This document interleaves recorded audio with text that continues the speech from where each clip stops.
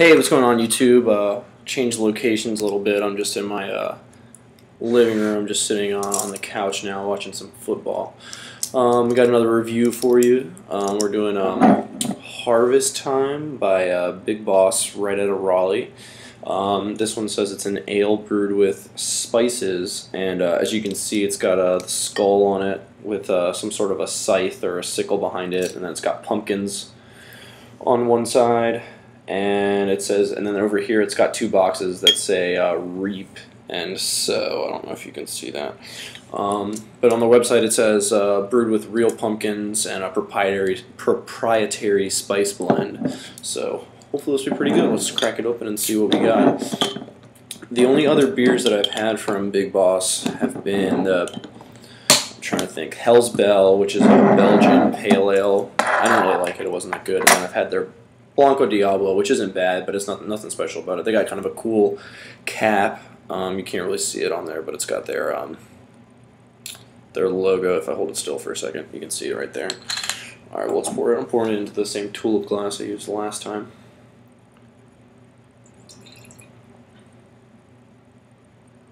We got a nice dark orange, almost brown color. Actually, kind of brown. Got a little bit of a head.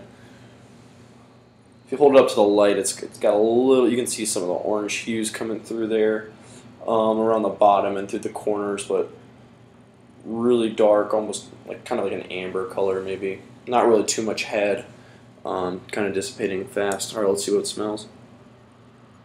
Yeah, this one smells a lot like some of the other pumpkin ales that I've had. It smells like the Ichabod ale from New Holland, and I'm trying to think of what the other one was, the smutty nose ones, where they're just like really spice forward and you really can't smell any of the pumpkin in them. It smells really good though. It's definitely appetizing, but really no pumpkin to speak of, at least in the nose. Alright, well, let's give it a taste.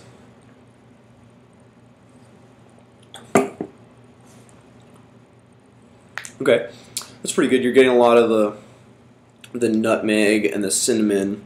It's a little bit fuller than I'd say the smutty nose one in the taste. That one had a really thin body. I'd say this one's more medium. It's only 5.5% alcohol, so it's not as big as the pumpkin or the pumpkin either. But it's still definitely not as pumpkin-y as those, if that's even a word.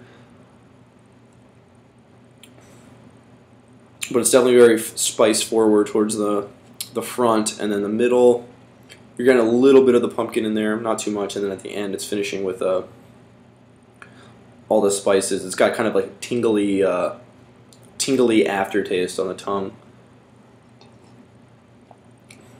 But it's pretty good, not bad at all. We'll let this one sit for a little bit, and we'll come back in about 15 minutes or so and tell you if there's any differences. See you in a little bit.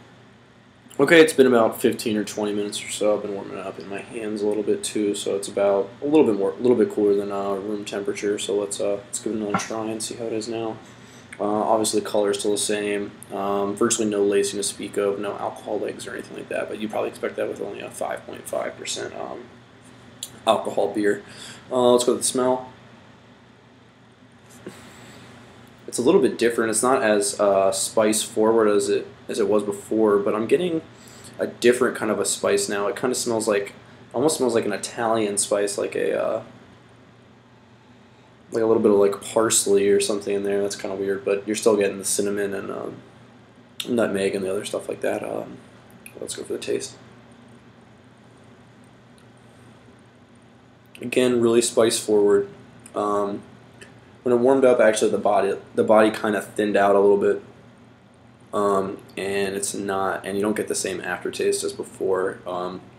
Still the same taste up front, but it definitely changed towards the end. I would say that I probably liked it a little bit better when it was cooler.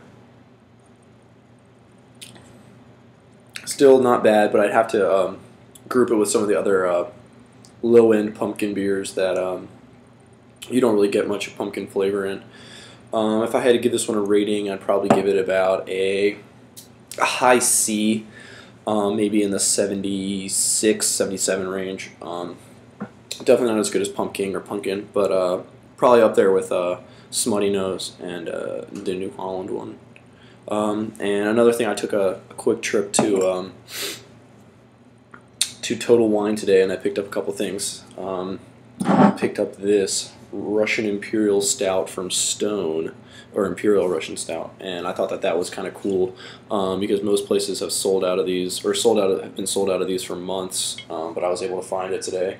This is a big Russian Stout, 10.5% alcohol, and then I picked up a black chocolate stout from Brooklyn, and it says winter 2010-2011, so I didn't know, is this the last year's one, or is this what do they mean, excuse me, do they mean October 2011? If someone could let me know, I'd appreciate that. Alright, well, let me know what you thought of Big Boss Harvest Time down below, and as always, comment, rate, subscribe, and I'll check you guys next time.